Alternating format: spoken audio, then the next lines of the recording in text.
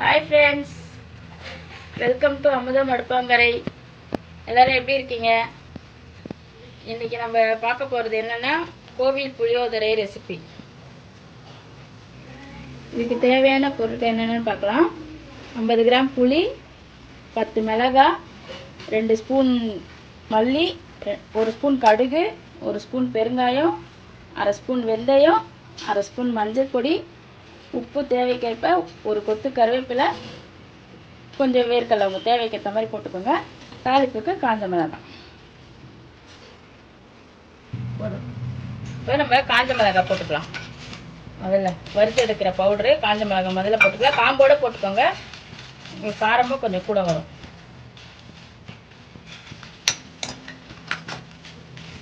போட்டுட்டு மல்லி போட்டுருங்க.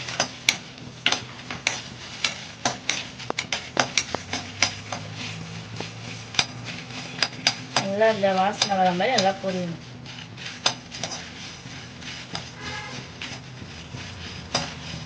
இதை எடுத்து நல்லா வறுபட்டோன்னா எடுத்து தனியாக கொட்டிக்கணும்.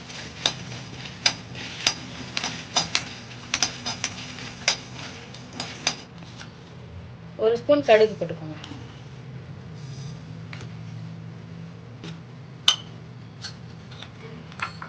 வெந்தயம் 1/2 ஸ்பூன்.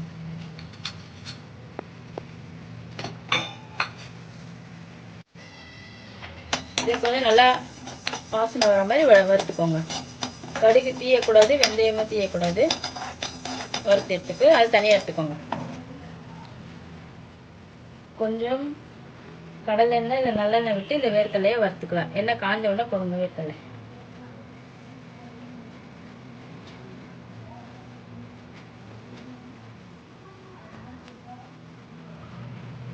குழம்புக்கா எண்ணெய் காஞ்சிருச்சு.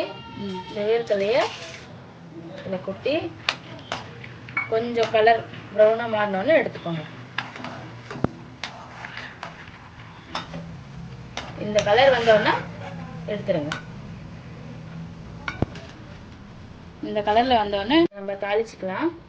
அதுக்கு 1/2 ஸ்பூன் கடுகு, 2 ஸ்பூன் கடலைப்பருப்பு,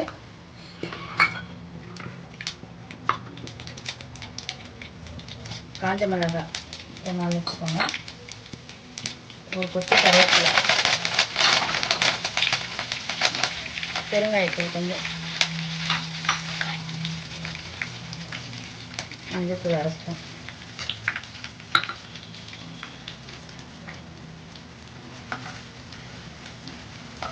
கொஞ்சம் நல்லா கிளறிட்டு நம்ம கரைச்சி வச்சிருந்த புளி தண்ணியை இதில் எடுத்து ஊற்றிடலாம்.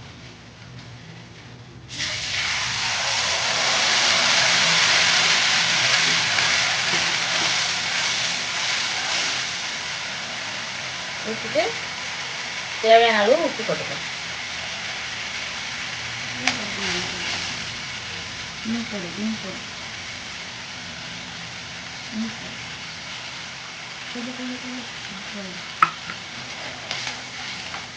நல்லா கலரி விடணும்.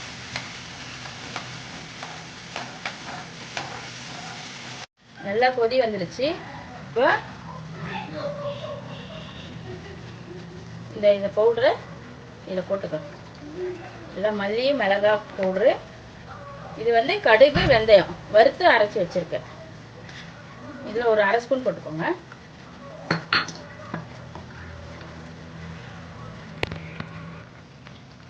பாருங்க, நல்லா இது கொதி வந்துடுச்சு. எண்ணெய் மேலே நல்லா திரிஞ்சு வந்துடுச்சு. இந்த பதத்தில் நம்ம ஸ்டவ் ஆஃப் பண்ணிக்கலாம். இப்போ ஒரு தட்டில் சாதத்தை எடுத்து நம்ம வறுத்து வச்ச வேர்க்கடலையே எடுத்து சாதத்து மேலே போட்டுங்க. குழம்புலேயே போடலாம், ஆனால் குழம்பு வீணாக போயிடும். இந்த கடலைப்பருப்பும் வேர்க்கடலையும் நம்ம தனியாக வறுத்து எடுத்து வச்சு நம்ம செய்தோன்னா குழம்பு நாளைக்கு 2 நாள் 3 நாள் வச்சு சாப்பிடலாம்.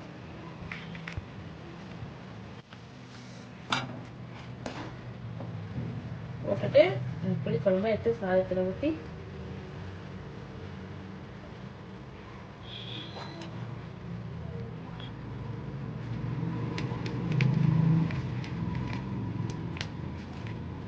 நல்லா சூடாக சாதம் போட்டு அதோட புளி குழம்பு ஊற்றி பிசைஞ்சு